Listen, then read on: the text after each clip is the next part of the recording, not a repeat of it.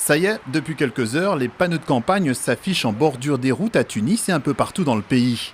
26 candidats au total, numérotés et qualifiés pour ce scrutin présidentiel. Une campagne officielle très courte avec des demandes claires des Tunisiens.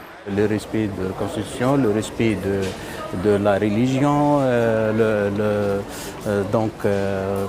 travail surtout pour les chômeurs. Et le 15 septembre, plus de 7 millions d'électeurs devront juger un bilan. Le bilan du gouvernement laisse à désirer selon les chiffres en matière de politique économique aussi bien que sociale.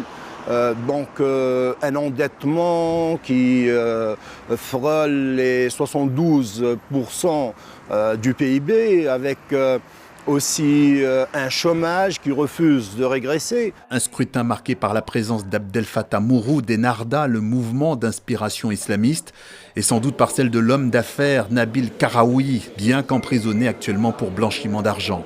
Il y a des polémiques déclenchées par l'arrestation de Nabil Karaoui, l'un des candidats les plus en vue par les sondages qui confirment de jour en jour sa montée en flèche.